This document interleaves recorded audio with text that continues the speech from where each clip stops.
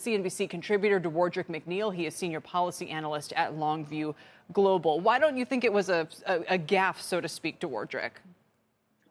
Kelly, I think the president was extremely clear that he was expressing what he believes the U.S. commitment to Taiwan is. And I want to be clear here. He was very clear also that the one China policy has not changed. So he made that statement himself. So walking it back by reiterating that statement doesn't do what the president was intending to do with this signal, which was signal to Beijing, signal to Taipei, and the rest of the world, Kelly, that U.S. commitments means things. And I think there's been some question about the strength and veracity of U.S. commitments after what we saw happen with ISIS and the fight against the Taliban and how that wound down. But Biden was clear that the commitment to Taiwan, at least, is sacrosanct. And I'll tell you, Kelly, that strategic ambiguity was based on a set of assumptions that, at least in terms of the president's view, no longer exists. Assumptions that China's military capabilities wouldn't outpace Taiwan's, that there would be some sort of a cross-strait dialogue to resolve this issue peacefully, that there would be rational leadership in Beijing that wouldn't make rash decisions.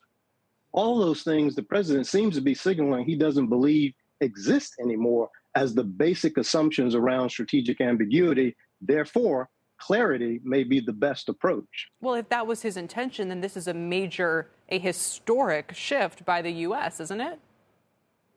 Look, I think to the point that that was made earlier, this has sort of been known that this commitment was out there. But again, it has not been this explicitly stated. So I think this is indeed a shift, at least in terms of how the president is thinking about this. China heard it, Taipei heard it, the rest of the world heard it, and we cannot walk this back. But I think the president did what he intended to do with the statement. I asked Larry Lindsay, our guest, just a moment ago, about the significance for companies of the U.S. relation with China in light of Biden's statements as well. And he says those who haven't should, quote, hurry up and find a substitute supply chain.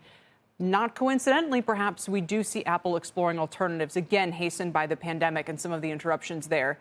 What do you think U.S. companies should do when it comes to their reliance on Chinese goods or services?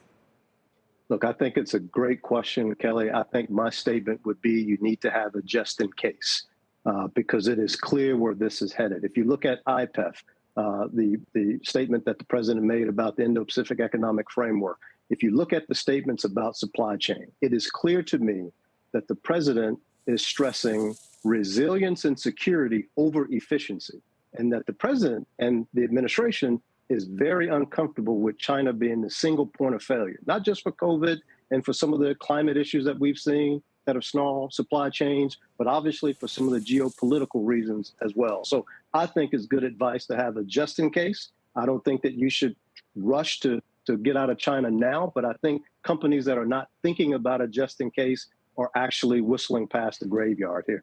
Wow, from just in time to just in case. That is a big shift in recent years. Dewardric, thanks again for your time and thoughts today. Thank you, Kelly. Dewardric McNeal.